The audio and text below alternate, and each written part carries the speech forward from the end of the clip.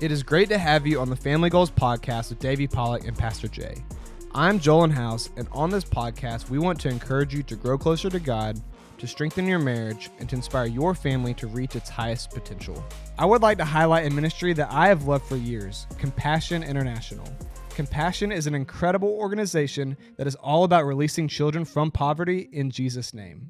They currently serve over 2 million children and their families in some of the most poverty-stricken areas of the world, and here is my favorite part. All of this is happening in the local church. Compassion is all about equipping the local church so every single child is cared for by the leaders in their community. As a pastor, I found Compassion to be a strategic part of our global mission strategy. As a church, we've incorporated Compassion into our focus on Honduras. Compassion made it easy for everyone in our church to put their faith in action by caring for a child in need. I would encourage anyone listening to learn more about Compassion, sponsor a child, and release them from poverty in Jesus' name. Visit compassion.com/familygoals to sponsor a child today. So Pastor Jay goes through this list of his 7 secrets to a long, healthy, beautiful marriage. Check it out. Your hair's booming. Booming. You are booming. So for Mother's Day, we got... Oh, yeah. My hair looks outstanding with these headphones. You need on. a hat back? I throw my hat, whatever. Who cares? Ain't nobody watching this crap anyways. I'm not gonna make my eye candy joke. I've kind of worn that one out. You've worn that one out. All right. So for Mother's Day, and it's been a while since Mother's Day, we got Jennifer. Well, actually, she ordered herself a strawberry cake from Blue Rooster Bakery. She ordered herself? Yeah. I guess that makes it easy on you, though. I did pick it up. Okay, so you just pay for it and pick it up, and that's kind of your Mother's Day present? That was. Well, we did a whole lot more than that. Well, she told the whole church about the whatever lava or solar tiki whatever. Torches. Yeah, those things are. She got the tiki torches. I bought her a couple of hats for tennis. Got her a massage. I got her a gift certificate for massage. Good Lord. Oh yeah, we I want to be a pastor when I grow up. We went all out. We grilled out steaks. See, we don't do anything. We don't do presents. But it was over. But this was a special Mother's Day. Yeah, I felt like we had to really go over the top this year. But next year we'll get back to you. I'm promoting the strawberry cake from Blue Rooster. Does your family ever eat cake? No, not very often. Have you ever had a strawberry cake from Blue Rooster? I have not, nor will I. It's very similar to your knee high. Not doing it, but. So here's what I want to talk about today. Besides strawberry cake? Okay, let's go. And I ate a little too much strawberry cake. Somebody fix his microphone because he's having some issues over there.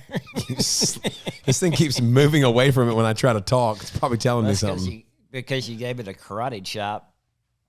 So Jennifer and I on May 20th celebrated 28 years of marriage. So we've been married for 28 years. So what I want to talk about today on the podcast is 7 secrets to a long, healthy, beautiful marriage. I like how you added beautiful in there. Where did you find this? This is somebody did this for you, or did you do this? No, these are my 7. Oh. These are my 7 secrets. And they're not really secrets, but I thought, how long have you and Jennifer been married? 28 years. 28. By the way, you had that one on recoil. Years. That was amazing that you could say that because you just had an anniversary. I don't even know how long I've been married. I think 18 years. Something similar to that, I guess. At least Lindsay listens to the podcast. Longer than Nicholas has been born. Correct. Yeah. Anyways, let's learn about the success and secrets of marriage, according to Pastor Jizzle. 7 secrets to a long, healthy, beautiful marriage. And I think all of our listeners who are married and those who aren't married yet, who want to be married one day, want to have a long, healthy, beautiful I think you added too many marriage. in there, but it's just long and healthy marriage would have been fine. I don't think you need to add the beautiful, but there's probably a reason you added the beautiful. We have beautiful wives. Nicely done. We're kissing up. Yeah. Because they're listening. All right. Number 1, the first secret is we try to be the first to say, I'm sorry. So fights, disagreements are inevitable. So we try to apply Ephesians 4:26-27 says, do not let the sun go down while you're still angry, and do not give the devil a foothold. So we try not to go to bed angry at each other. Like if there's conflict going on between us, like instead you try to talk it out. Talk it out before we go to sleep. Now, for everybody that's listening, did you do that when you were young? We've always tried to do this. Yeah, that's why we're still married. Was it hard? Was it harder when you were younger to do that, or has it gotten better with age because you get more patient and you get more? Like I would the me that got married, 18 years ago, whatever it is, I'd slap that guy for some of the comments he made. I think for us, it's gotten harder because we have been married for so long. Like I think early on, you're really working hard on it. But I think now maybe we've just gotten so comfortable with each other, so used to each other. We don't resolve things as quickly as we need to. Really? Maybe the opposite of what you're saying, but I don't know. Okay. I'm just asking. That could be just us. Well, the older we've gotten, the more, it's just not that big of a deal. Like so many little things that you used to make a big deal out of that you'll just let roll off really quickly. I would agree with that. Like not sweating the small stuff. Yes. But it's interesting. I don't know that Lindsay and I are either one of us are following your rule number one. I don't know that we're racing each other to apologize. And so it's an interesting approach. We definitely do a good job of owning it, but a lot of times we talk through it. Like we just have to talk through it. And I mean, that's part of not letting the sun go down and going through it. But there's sometimes too, I'll be honest, there's sometimes with Lindsay, like she's like, I just need to go to sleep. I just want to go to sleep and then wake up the next day and we'll talk about it. But you have to address it. It's not one of those things where you have an argument, you have a fight, you wake up the next day and you act like everything's normal. I think that would be the advice I would give anybody is make sure whatever happened, whatever the situation was, when your head is cool enough to address it and when you can keep your mind about yourself, because some people, their tempers are short and you're going to lose your mind. If you need some time, take some time. That's not the end of the world. So I would say that for rule number one. But if you say the faster you can say I'm sorry, the better. And the older you get, the more it's comical a lot of times. I mean, I walk by the office sometimes after I've done something to Lindsay and I'll just walk by and I'll just smile.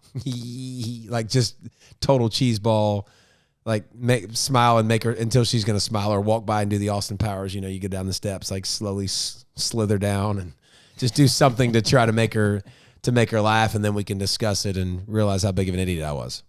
Yeah, I didn't know we were going to get an Austin Powers quote on the podcast. Yeah. So I think the worst thing to do is not to resolve the conflict.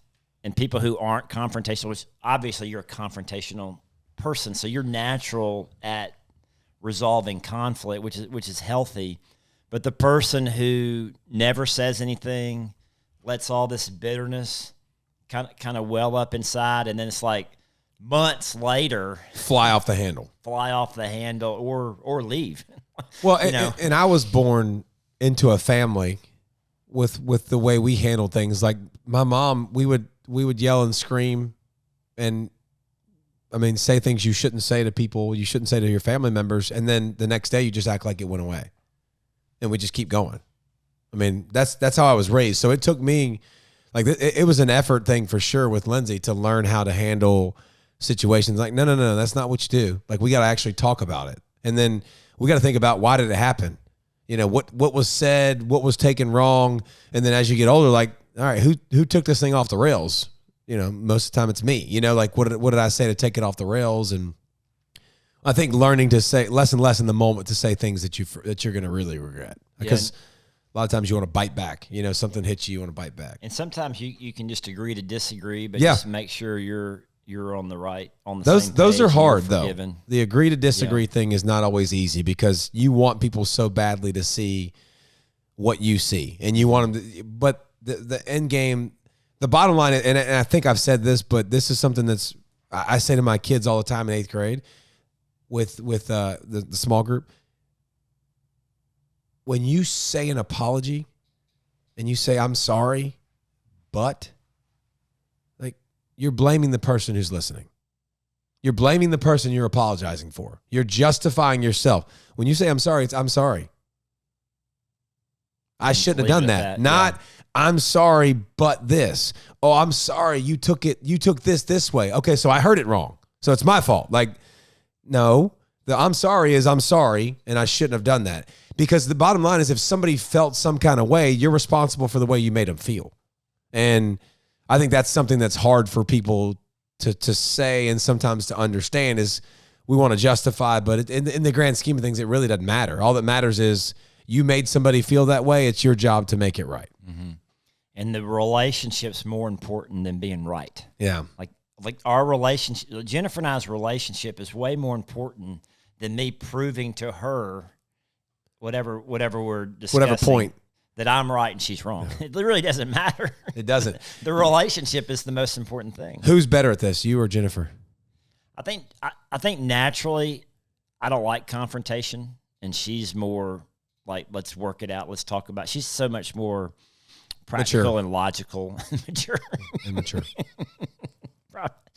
Probably so. But a lot of it goes back to upbringing. 100%. Because we didn't talk things out. We just like, let's just move on, and I might be angry, but we don't work it out. That's my family. It's kind of like quiet and So I remember being unhealthy. I remember being an 8th grade student.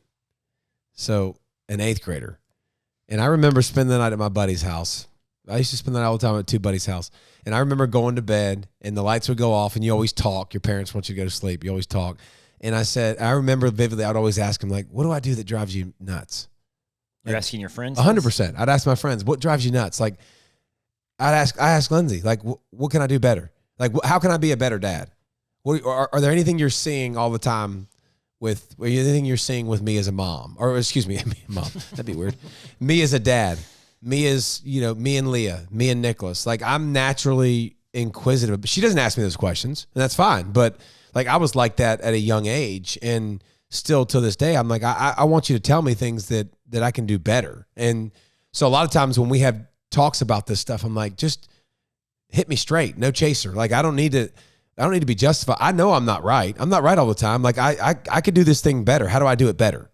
But again, I don't need to hit her straight, no chaser, or somebody else straight, no chaser, because that's not their personality. That's not what they're wanting. So you were opposite raised. I was opposite raised technically, but my personality was always, how do I get better? How do I learn? How do I learn?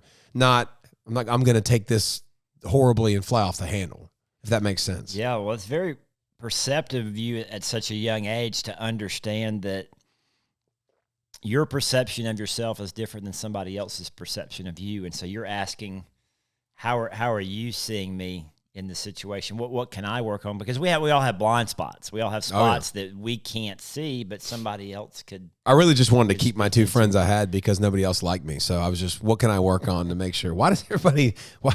You don't sit still? You don't shut up. Besides that, you're great. So, all right, moving on. Moving right along.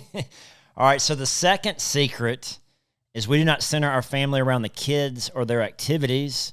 The kids have never been the CEOs of our family. Although Jessie, you could make the argument she's the grandchild, and maybe she's calling. I wonder how much. sometimes. I wonder how much that's changed. By the way, from top with Joel to bottom with Jessie. I wonder how much that one's. Well, the kids tell us all the time that Jessie gets away with so much stuff that they wouldn't have gotten away with because she's the baby in the family, and we're kind of are the grandparents, and we're so much older than she's growing up completely different than the other kids. I mean, we were much better at discipline. We had a lot less money when Jolyn was young.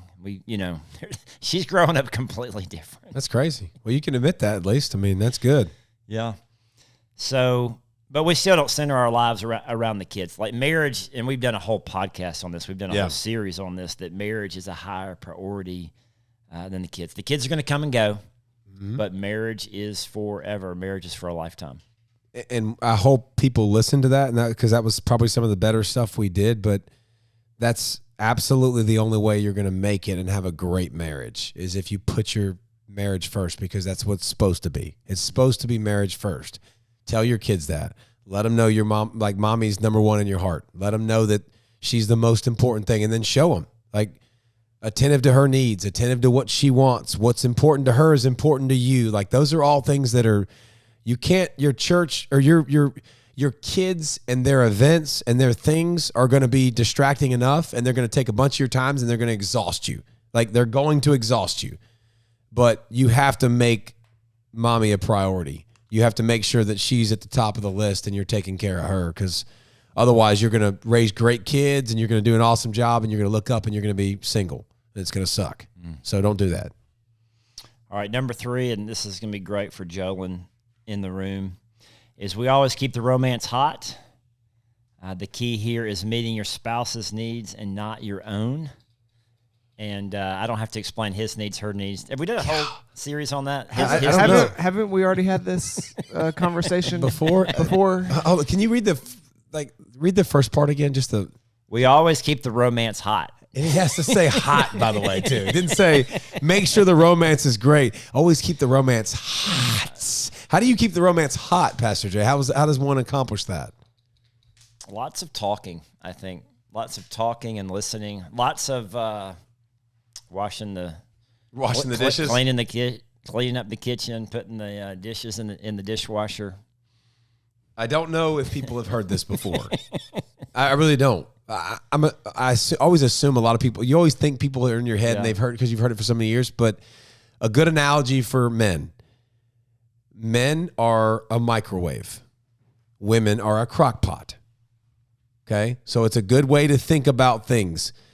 We are always ready. We are always sitting on G, waiting on O. Okay? I'm looking at our high school student intern. He's getting plenty of good stuff, okay? Just listen. We're always ready. We're always sitting on G, waiting on O. They are a crock pot, okay? They take time to marinate. They take time to cook. Like, it's a good way to look at it. But I tell you what, this is an area that I've failed miserably before, big time. Like, it's just, you think you deserve something. And when you get in the business of thinking you deserve something, you're wrong. You're wrong. Like, you're absolutely wrong. And I've let that before affect my behavior or being ornery or being grumpy, when that's just so bull crap. Like, that's so on me. That's absolutely nothing to do with her. And I think the people that have the most success in this field are the ones that are tightly connected. I think are the ones that you're listening to when they're asking questions. And how about this too? Like, one thing, when your wife asks you what you're doing, like, always think +1. Okay? I heard somebody talk about this. What do you mean by that? Think +1. Okay? So if she asks me a question or I ask her a question, +1 follow up. +1. Okay? So what are you doing? Oh, you answer the question and then you ask her a question. Correct. +1. Playing golf. What are you doing? A lot of times we answer so many times I find myself, I answer the question of what I'm doing. Or we talk on the phone and I'm answering the question. And I'm like, dude, are you plugged into her at all? Like, what has she been doing all day? How is her day going? And because she's a lot of times will ask questions. And I'm like, dude, stop being such a selfish butthole. But if you plug into them, and if you're meeting their emotional needs and you're feeling, and you've heard this before probably, but filling their love tank, if they're feeling loved and they're feeling appreciated and they're feeling important, then you have a lot better chance to succeed in the other area. Okay. So I think it's a good lesson for people that, especially newly married, because I promise you what's going to happen is distractions and kids, and you're going to get older and things are going to change, and it's not going to always be the same way it is. And you're going to have to be able to adapt to that. And your wife's going to grow up a little bit, and she's going to change. And when she has a baby, her body's going to change and her mind's going to change. Like, all those things, it's constantly changing. But if we'll plug into them and love on them and listen to them, you'll have a lot more success in what you want. Yeah. So Jennifer and I use the crock pot light switch illustration all the time. And it's kind of become a joke. A running joke? Because I always, I'll say, well, I am a crock pot. So you're not a crock pot. I know, but I'll joke that I am. You're a teapot. No, I love them. I love looking at Jolyn. Yeah. So Jolyn's Pastor Jay's son, who is in the room. We have new listeners all the time. We got to inform people. That's true. We got Jolyn, who's his son, that does a lot of this stuff, and he is as uninterested in this conversation as he's ever been in a conversation. He is completely checked out. Sex begins in the kitchen. Clean that dishwasher. Clean the dishwasher? or clean the kitchen, load the dishwasher.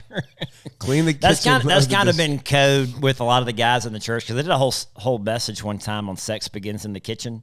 And so guys will tell me, "Hey, I've been loading that dishwasher. Attaboy. I've been cleaning that. I've been cleaning that kitchen." Like, I don't like you don't have to give me any more information than that. Yeah, stop there. But I don't like to load the dishwasher. By the way, I like to clean dishes by hand.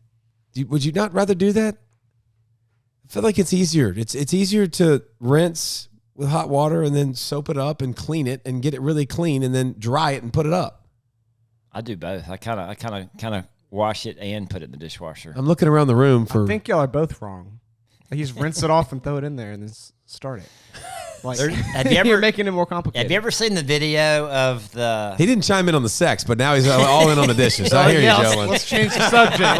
Let's move on. Let's go to number four. Number four. Have you ever seen the video of the guy who the wife just throws the dishes in the dishwasher, but then the husband's like organizing it and it's like packing the car, like you're getting as many dishes in there as you possibly can. Fit as many as you can in there. That's me. Like Jennifer just throwing them in there, and I'm like organizing them, getting as many in there as possible. So I thought this was interesting. So Colton, our student pastor at the Oconee campus, recently married, which he married on the same day as our anniversary. So he was getting advice from different people on marriage. So I did their marriage counseling, their premarital counseling. Yep. So you know what Maya Bryce, she's one of our student leader volunteers. I know Maya well, so there's no flipping telling what she would say. So they asked Maya, they said, what advice would you give us in marriage? You know what her number one and only advice was? What? Have lots of sex.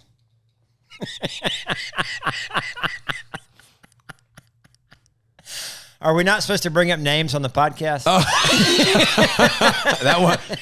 That wasn't me that time, at least, that brought up a name. I would say, listen, I would support that statement. I'm all for that statement. I get it, but I would think there's probably a little bit better advice to give than that. I love Maya, but I love Maya. You know that's the best advice he feels like he got. Yes, 100%. He was loved talking a lot about He loved to hear that. And by the way, Alyssa was like, "You son of a gun." She was like, "Why would you do that?" Yeah, Maya is great. But crazy. I was asking her and Mac about it.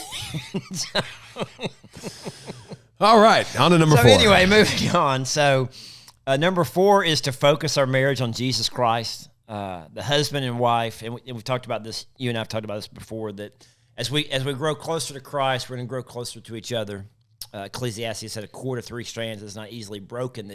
That Jesus Christ is the center of that marriage relationship. So we're seeking God with all of our heart, all of our mind, all of our soul, all of our strength. How do you become more patient? How do you become more kind? How do you become all those fruits of the Spirit that we read about in Galatians by your walk? That's how you do that. That's how you become a better spouse. I mean, that's step 1. A better version of you becomes a better version for her of you. You know what I'm saying? Like that makes total sense to me. I kind of get confused when people don't understand that part. You know, like that's the most important part. Like having something of your own, having your own faith, having your own relationship, your own standards, your own things that you're pursuing, chasing, your own trying to get better and better, and self-improvement, which easily leads to a better relationship. 100% agree with that one. Well, I think marriage too is this incredible spiritual growth opportunity, because you talk about you mentioned the fruits of the Spirit and developing Christ-like character. What better way to do it when you're learning to live with somebody else? Like you're sharing a bed together, not going there, Jolyn. Just talking about sleeping in the same bed. Yeah, I got you. Covers. Yeah, we're good. Thermostat, finances. There's all of these opportunities every day to work on the things that you're talking about. Patience and kindness and love and humility, and even getting back to the Beatitudes, because before you get married, you don't have to worry about anybody else. All you're worried about is me, myself, and I. But now all of a sudden you got to put somebody else as more important. And it's yourself. Such a great precursor for kids. Like it's such a great, we can read all we want and we can read all the books like we all did trying to get ready, but that's a great precursor because you've learned now to put somebody ahead of yourself, which is really hard to do. And then it takes a step up with kids, because not only are you putting, your wife first, but now the kids come. you're coming last, and they need a lot more than she needs because right now they need to be physically taken all over the place and fed. So I think it's a good natural way to start to learn how to be unselfish and how to put somebody first like we're supposed to, and then which leads to kids, which I think is I didn't realize how completely selfish I was until I had kids. Yeah, I was thinking about the video at Mother's Day with the moms, and they're asking all the questions about the kids. And one of the ladies said, "What was the question was what was your favorite part of parenting?" And she said, "Well, when the kids moved out." Yeah, when they were gone. That was awesome. Man, it got so much fun when they left. Did it for you though? Was it good when they moved out? Was it bittersweet? Or? Oh, it was so sad when Jola moved out and went to college. It was your dude was left my guy. you. Like now it's me and the girls. Oh yeah, you're outnumbered. I mean, do you have a boy dog at least? Do have a boy dog, but he's not like a big dog. He's like a little wiener dog. Yeah, like he's a little lap dog. So you couldn't even get a manly dog. No, I don't even have a manly dog. That stinks. But yeah, when Jolin left, he was the guy I watched sports with. Do sports with, so it's like it's kind of lost a little bit there without him for a while, but it's a part of life, part of the process. So, all right, number 5 is we do life together. Jennifer and I are not living 2 separate lives. She really is my best friend. Of course, I play golf. She plays tennis. She watches birds. I watch sports. There's some things we don't do You're together. Such a liar. You watch birds. Don't act like you don't watch birds. You can say it. You can say it all you want. You are watching birds with your wife. I want to be perfectly clear with everyone out there. Okay. Thou shalt not lie is a 10 commandment. One of the 10 commandments. I watch sports. Jennifer watches birds. Okay, let me ask you a question then. Have you ever watched birds? Hold up. This man has a birdhouse connected to the outside of his bedroom window. Oh, yeah. Jennifer has now. He has to watch birds. He has a birdhouse outside of his office window. Jennifer has bird. Well, you just totally ignored bird that, by the feeders way. everywhere. No, I'm following up with these things. Yes, she is attached. But you've watched birds before. I have watched birds. Okay. I do. And you're a bird watcher. It's impossible not to see the birds. When you have your wife. We got them, boys. I do know what a tufted titmouse is. I do know what the different types of birds. I don't know what that means. A gray catbird. We have some gray catbirds that are building a nest up. So now I do know the names of the birds because Jennifer's been feeding me these names. Oh yeah. And so I know about the different birds and the cardinals and a lot of people think that cardinals are your loved one coming back to visit you. Have you heard that before? I haven't. We had never heard that until Jennifer's mom passed away, and then someone said, "Well, there's a cardinal coming to visit you." Well, we don't think Jennifer's mom's now a cardinal. Okay, so okay, you know me, I'm practical. How do you do this? How do I watch birds? Not bird watch, you dipstick. Well, you look out the window. Thank you. You get your I got my binoculars. You got your binoculars. Yeah. How do you do that number that you just read? What's like practical? What's things? practical ways that you? So I'll give you an example. I told Lindsay the other day. I was like, babe, we need more things to do together. Like I want more things that we can. Like the other day we went to Costco.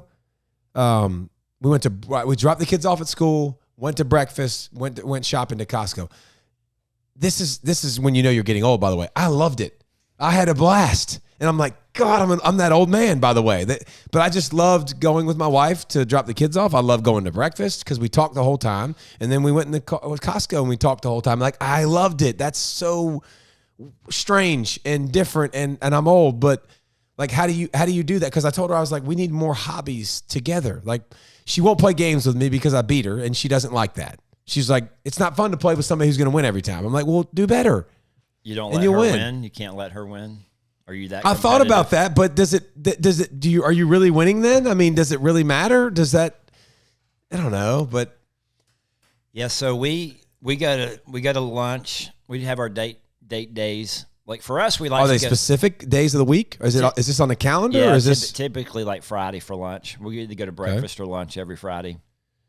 You play games? Do you play any kind of games together? Like we play a word game. Try to do anything I can to have more reason to talk to her and be around her. And One of the things Jennifer and I love to do is go into the University of Georgia tennis matches.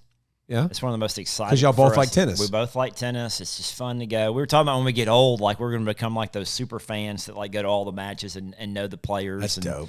You're already old, by the way. I am old, but I still have a job. I still, I can't. So they're in the they're amazing. The university, but we'll do that. We went to a John Chris concert recently. Who's that? He's a Christian comedian. Have you not heard of John Chris? Oh, I think I have. I think you said, is that what you sent? You sent that video to us or to me? I can't remember. Oh my gosh. Old man I've can't sent remember. you a lot of stuff. I don't. Was it a John Chris video? We had we go walk in the neighborhood. Are you bailing on I'm the back. podcast? I'm back. I just I can't. walking in the neighborhood. We walk. Well, like we'll go. I don't like to walk, but I'll go walk with Jennifer because we just like if we're gonna start talking, like You're fine. Like let's just go walk. Like Walk instead and of talk? us just let's just go walk and talk. But see, that's good though. That's cardio for you. Here's you another you old- need steps. By here's the way, another old the thing. more steps you get, the better. That's a good Yeah. thing for you. We can lose the last 15, 20 pounds you got that you need to lose. I would look anorexic if I lost 20 pounds. This is another weird thing we do together. We like to find golf balls. We live on a golf course, so we'll go. We're like the old people that go walking in the evenings. Finding. Do you bring a bag and put like the golf balls in your bag? We have. Oh, We probably did you have say yes? We probably have 1,000 golf balls that we're just storing. Do up you these take the golf Pro balls. Vs and go play with them like Oh the yeah, nice ones? yeah. I play with the Pro Vs, and the AVX is my main golf ball. But I only play with balls that I find. You only But play Titleist with you only play AVX. with your balls that you find. Hey, I'm putting this out there to everybody in the podcast world. Titleist AVX, that's my golf ball of preference. Jolyn, what do you think that your parents go? Okay, hold on a second. do we go through the woods, like in the woods, to purposely find these? Oh Or yeah, we're do y'all go in the woods. water? We don't go in the water. Well, we will. Do you like stretch your? Do you like? Do you hold her hand out and she reaches into the No, water? no, she's not going in the water, but Do you have the ball but, extender that goes in the water? And I need to buy one. I was telling her the other day, like Father's Day. I need to buy, I need to buy a golf ball extender so I can get those balls in the water. that's hilarious. So what did y'all do this weekend? Well, we found 1,000 golf balls. Yeah, and then we got back to the house and we cleaned them all, and then we put them all in stacks by the design Nike with Nike, TaylorMade with TaylorMade. That's I haven't gotten that organized, but we do wash them, and I do wash them and clean them, and it's important to wash your balls for sure. if anybody, okay, Gotta keep them clean. David's gone off the rails. If you're gonna play David them, has you gone gotta- off the No, rails. That's important. he's like he's asking me what Jennifer and I do together, then he starts making fun of me. I mean, this is funny. This We is like funny. to find golf balls, That's good. and I was thinking so we got lunch, we got walks, we got golf ball hunting. now this is another interesting thing. Well, like we have TV shows that we watch together. Okay. And we probably watch too much TV, but we have never missed an episode in the history of Survivor. Oh, really? From We've season seen- one? From season one, we have seen every episode of Survivor. Like we record it and watch it, and Wow. so we do that together. We are the world's worst couple at ever finishing a show. We have never finished a show we've started. What do you mean, like an episode or the whole No, season? we've or never something? we've never finished a full complete season of any show we've ever watched. Like you start watching something like We'll like watch a like binge 4, watching 5, something. 6 episodes. We'll watch, 1, 2, 3 You just seasons. get bored with it. We never finish. Like the Raymond Reddington, what's that one? That one's a Blacklist. good Blacklist was phenomenal. I've seen every episode of The Blacklist. Okay, it was really good, but it got to the point where I'm Yes. like, all right, it's the same crap over and over again, and I just don't want to watch it anymore. And then we'll watch something else, and I'll get tired of that. And we're different with that area. We can't finish the drill. Number 6 is we set proper boundaries. We are never alone with someone of the opposite sex. How do you do that with your work? How is that possible? How are you not like on a phone call with somebody from a church, or how do you not find yourself at the church and I'm asking, I'm not saying you don't. I'm just saying how do you how is that possible? Well, I think as far as a phone call, that would be impossible. I mean, I think it's okay to talk with someone on the phone. Okay. But like a meeting, if I'm meeting with someone of the opposite sex, then we're meeting in a room with the window. There's a window in the door, and we're not meeting behind closed doors. Yeah. Anything like that. Try to meeting in a public space, like maybe out in the lobby or in a room. That makes total sense. Like me and you, we've met in there in your office before. Right. That's a no-no. Right. Yeah. That makes sense. Yeah. So I would throw text messages of the opposite sex, or I can just tell you what's the point? Just put the spouse on there. Yeah. Put the spouse on there, or put your spouse on there. Start a group chat, give it a cool name, whatever. Like I've never texted Lindsay without putting your name or Jennifer into that. Yeah. There's no reason but it is something that I think most people, I don't think you think it's a big deal. But as you get older and as you've been married for a little while and you've seen people that have fallen into things that are really, really started very innocent and then snowballed into something worse, why risk it? Why even worry about it? The hard thing is when somebody texts you individually and then you need to respond to something they say, even if it's about their husband or whatever, like just kind of put them on the feed with them, and but it might be a surprise present for somebody, like put your wife on the feed with them. But I've seen firsthand, it can lead to bad things quickly. Like it's something you can eliminate now. I know it sounds corny, it sounds stupid, but it's something you can eliminate that will eliminate heartache possibly in the future. That could be very, very simple, very easy. Well, most affairs happen with someone that the person knows, and someone that they already have a friendship with, relationship with. You become comfortable with a relationship. You kind of let your guard down. Those conversations become more and more normal, and it's okay. And then it's event session, and then it's not good. Yeah. Yeah. So I know some people think that's extreme. Yep. But I'd do it. I'd do it in a heartbeat if I was them. Keep the boundaries. If you mess with the bull, you're going to get the horns. I didn't know where you were going with that. Yeah, but because you tongue-tied for a second there. But yeah, mess with the bull, you get the horns. Well, I have trouble with mixing my metaphors, and so I wanted to make sure I didn't mix that metaphor. All right, last one, number 7. The purpose of our marriage is so much more than us growing old together and living happily ever after. God has brought us together to fulfill a great work for Him. And so keeping God's call on our lives and God's purpose for our lives, like God brought us together for a reason. And I mentioned this in a previous podcast about you and Lindsay. Like I feel like y'all are like the perfect, God is using your gifts and your ability. Y'all work great together. Jennifer and I are the same way. We're super passionate about the church and reaching people and discipling people. And so keeping God, our purpose in life is so much more than just us, riding off into the sunset. We were brought together for a reason, for a purpose, and let's stay on that purpose. Mm-hmm. Yeah. And I think that's gonna change too. And more, like last night in bed, I asked Lindsay, I said, what do you love? Like, what do you, and it was off of, a message a while back, but it was something that was rolling around in my head. I was like, what do you love to do? Like, what are your favorite things you love to do? I was like, because we need to do them.